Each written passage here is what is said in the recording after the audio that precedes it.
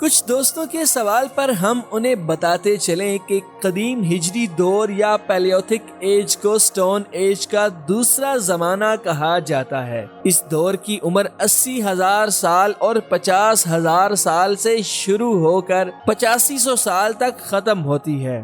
سائنسدانوں نے ویتنام کے علاقے ناردرن ویتنام میں کچھ ایسی غاریں بھی ایجاد کی ہیں جہاں آج سے 5 لاکھ سال پہلے انسان تو نہیں رہتے تھے، مگر انسانوں کی ایک کزن سپیشی ہومو اریکٹس نامی مخلوق آباد تھی۔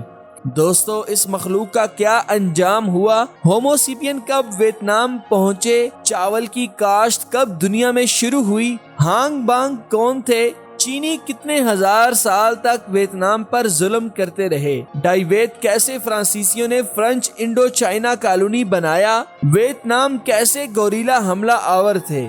ہوچی من اور ڈینگ کی ذاتی دشمنی میک کیسے 13 لاکھ ویتنامی ہلاک ہو گئے تھے؟ ویتنام نے کیسے سپر پاور امریکہ کو شکست دی تھی؟ یہ سب جاننے کے لیے اس ویڈیو کو مکمل دیکھیں۔ ناظرین، ہومو اریکٹس نامی انسانی مخلوق ہومو سیپین انسانوں سے پہلے ویتنام میں آباد رہی۔ یہ بڑے بڑے دماغ کے مالک تھے، لیکن ان میں ذہانت نہ ہونے کے برابر تھی۔ لاکھوں سال یہ ویتنام پر قابض رہے، لیکن رفتہ رفتہ سروائیول آف فٹسٹ کے اصول پر ناکام ہو کر فنا ہو گئے تھے۔ السلام علیکم ناظرین، آپ دیکھ رہے ہیں ہمارا چینل ڈاکومنٹری دیکھو، اور ہماری پیش کردہ سیریز دنیا کے 195 ممالک کی مکمل تاریخ اور احوال میں آپ کو خوش آمدید کہا جاتا ہے۔ جیسا کہ ہم نے اپنی پچھلی ڈاکومنٹری میں سری لنکا کو موضوع بنایا تھا اور اس کی پر اسرار تاریخ اپنے ناظرین کے سامنے پیش کی تھی، آج ہم ساؤتھ ایسٹ ایشیا کے ملک ویتنام کا ذکر کرنے جا رہے ہیں۔ ویڈیو شروع کرنے سے پہلے ہمارا چینل ڈاکومنٹری دیکھو کو ضرور سبسکرائب کر لیجئے اور ساتھ ہی ساتھ گھنٹی کا نشان بھی لازمی دبائیں تاکہ مزید مزیدار ویڈیوز کا بر وقت نوٹیفیکیشن آپ کو مل سکے۔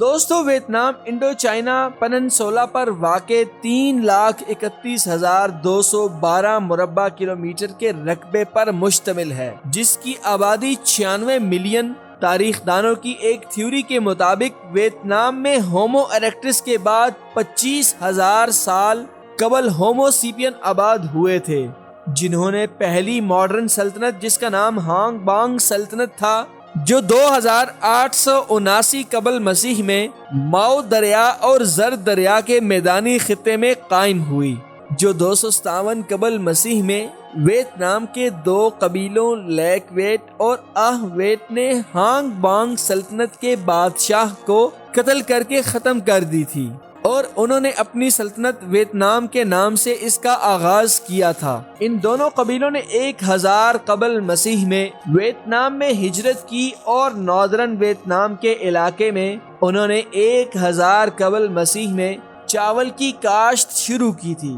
دوستو، 179 قبل مسیح میں ویتنام پر چینی کمانڈر زاؤ تھیو نے حملہ کر کے ویتنام کے مختلف علاقے متحد کیے اور انہیں نینی نامی کنفیڈریشن میں پرو دیا تھا، مگر ویتنام زرخیز میدانوں اور چاول کی اچھی پیداوار کی وجہ سے چینیوں کی نظر میں کھٹکنے لگا تھا، جس کا نتیجہ یہ ہوا کہ 111 قبل مسیح میں چین کی ہین ڈائنسٹی نے نینی نامی ویتنامی سلطنت پر دھاوا بول دیا اور سارے ویتنام پر چینی راج قائم کر لیا۔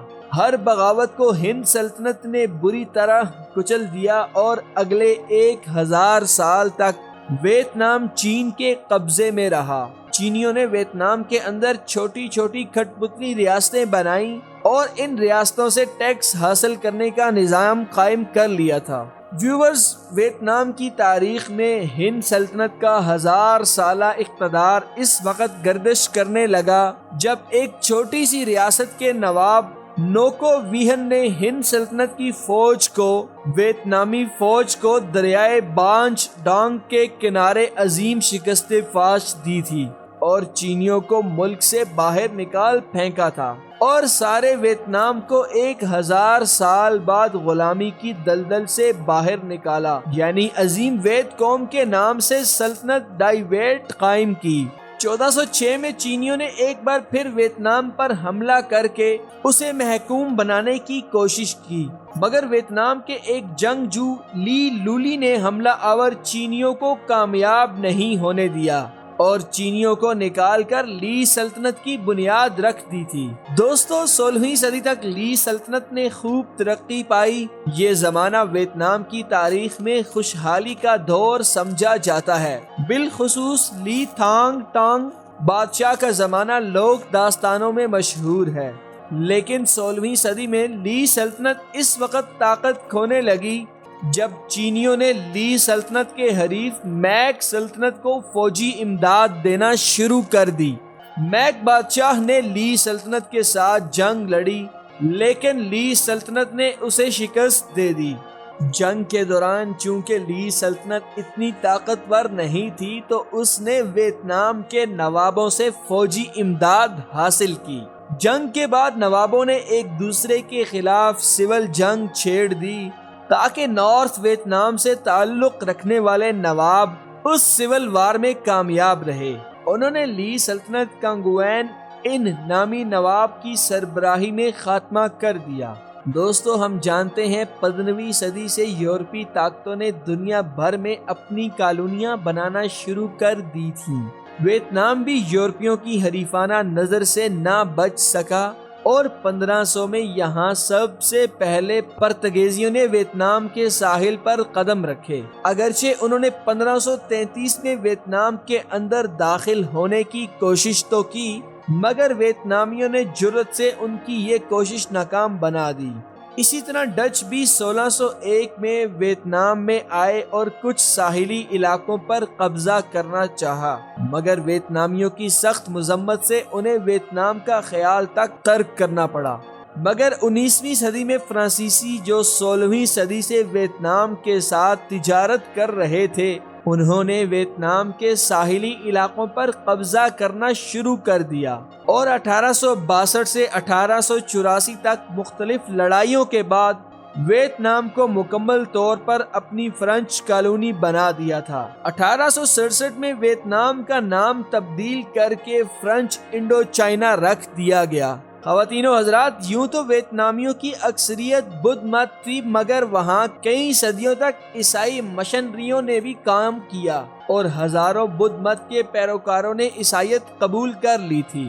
تبدیلی مذہب اور فرانسیسیوں کا تسلط ویتنامیوں کے لیے دکھتی رگ ثابت ہوا اور انہوں نے کنگ ونگ موومنٹ نامی تحریک کے ذریعے کئی ہزار عیسائی باشندے قتل کر دیے تھے۔ اس کے ساتھ ہی ویتنام نے سیاسی آزادی حاصل کرنے کی تحریک شروع کر دی۔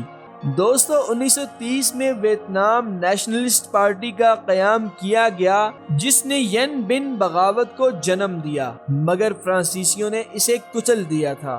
خواتین و حضرات، دوسری جنگ عظیم تک تو فرانسیسی ویتنام پر زبردستی مسلط رہے، مگر 1940 میں جب دوسری عالمی جنگ شروع ہوئی تو جاپان جو کہ برطانیہ اور فرانس کے خلاف جرمنی کے اتحاد میں تھا، اس نے فرنچ انڈیا پر حملہ کر کے ویتنام پر قبضہ کر دیا تھا۔ جاپان نے جنگ عظیم کے دوران ویتنام کے قدرتی وسائل سے بھرپور فائدہ اٹھایا اور جنگ کا ساز و سامان تیار کیا۔ ناظرین، 1941 میں ویتنام میں ویت من نامی تحریک چلی جو کمیونسٹ نظریات پر مشتمل تھی۔ اس کا مقصد جاپان سے آزادی حاصل کرنا تھا اور ویت من نے جاپانیوں کے خلاف گوریلا کارروائیاں شروع کر دی، مگر دوسری طرف جاپانیوں کو جنگ عظیم میں شکست ہو گئی اور فرانس نے دوبارہ قبضہ حاصل کر لیا تھا۔ تو اتحادیوں نے ویتنام کو 2 حصوں پر تقسیم کرنے کا منصوبہ بنایا۔ شروع میں تو یہ تقسیم محض عارضی بنیادوں پر تھی، مگر 1956 کے معاہدہ جنیوا کے تحت ساؤتھ ویتنام اور نارتھ ویتنام 2 الگ ملک بنا دیے گئے۔ ساؤتھ ویتنام ایک سرمایہ دار ملک بن گیا جس کی پشت پر امریکہ تھا اور نارتھ ویتنام کی پشت پر روس اور چین تھے۔ یوں ویتنام کے دونوں حصوں میں نظریاتی سرد جنگ شروع ہو گئی تھی۔ دوستو، جنیوا معاہدے میں یہ بات بھی شامل تھی کہ کہ دونوں ویتناموں میں 2 سالوں کے اندر اندر الیکشن ہوں گے اور ایک جمہوری نظام بنے گا، لیکن کمیونسٹ پارٹی ویت کانگ جو 1930 میں بنی تھی اور اب نارتھ ویتنام سے آپریٹ کر رہی تھی، اس نے سرمایہ دار ساؤتھ ویتنام کے صدر نگو دن دھم کے خلاف گوریلا کارروائیاں ساؤتھ ویتنام میں شروع کر دی۔ صدر ڈین خود اپنے ملک میں ناپسندیدہ تھے مگر امریکی حمایت کی وجہ سے اقتدار میں رہے۔ ان کے حریف نارتھ ویتنام کے صدر ہوچی من دونوں ویتناموں میں مشہور تھے۔ ہوچی من اور ڈینگ ذاتی طور پر ایک دوسرے کے دشمن تھے، جن کی دشمنی میں 13 لاکھ ویتنامی 1950 سے 1974 تک جان سے گئے تھے۔ ویت کانگ نے جب ساؤتھ ویتنام میں مقیم امریکی فوج پر حملے شروع کر دیے تو رد عمل میں 1961 میں امریکی صدر جان ایف کینیڈی نے نارتھ ویتنام پر امریکی حملہ کروا دیا۔ اب ویتنام پراکسی وار کا مرکز بن گیا۔ پہلے تو امریکیوں نے نارتھ ویتنام کے دارالخلافہ تک قبضہ کر لیا تھا، لیکن پھر روس اور چینیوں نے ویت کانگ کی افرادی اور مالی دونوں امداد کی اور امریکہ کو اس جنگ میں پھر شکست ہوئی۔ دوستو، ویت کانگ نے 5 لاکھ امریکی فوج کو شکست فاش دی اور 1972 میں امریکہ نے ویت کانگ سے امن معاہدہ کر لیا، جس کے بعد انہوں نے ویتنام چھوڑ دیا تھا۔ یہ دوسری جنگ عظیم کے بعد امریکہ کی پہلی اتنی بڑی شکست تھی۔ ویتنامیوں نے بھی جنگ میں کم نقصان نہیں کھایا تھا۔ ماہرین جنگ کے مطابق 13 لاکھ ویتنامی اس لڑائی میں مارے گئے اور 58,000 امریکی فوج کو اپنی جانوں کا نذرانہ پیش کرنا پڑا۔ دوستو، جب امریکہ ویتنام سے فرار ہو گیا تو ویت کانگ کے لیے میدان خالی ہو گیا۔ انہوں نے 1974 میں ساؤتھ ویتنام پر حملہ کر کے اس پر قبضہ کر لیا تھا اور ویتنام کو ایک متحد کمیونسٹ ملک بنا دیا۔ خواتین و حضرات، آج کا ویتنام کیسا دکھتا ہے اور اس ویتنام میں کیسے انفارمیشن ٹیکنالوجی میں انقلابی ترقی کی، یہ سب کچھ جاننے کے لیے ہمارے دوسرے چینل اردو ٹریول کا وزٹ لازمی کریں، جس کا لنک ڈسکرپشن میں موجود ہے، جہاں آپ جان سکیں گے کہ آج کا ویتنام کیسا ہے۔ اگر آپ کو ہماری یہ کاوش پسند آئی ہو تو ویڈیو کو ضرور لائک اور کمنٹ کریں اور ساتھ ہی ساتھ چینل کو سبسکرائب کرنا ہرگز مت بھولیے گا۔ اب ہماری ٹیم نے ویتنام کے پڑوسی ملک میانمار کی طرف سفر شروع کر دیا ہے۔ اگلی ویڈیو تک محمد علی اور پوری ٹیم کو اجازت دیں۔ اللہ حافظ۔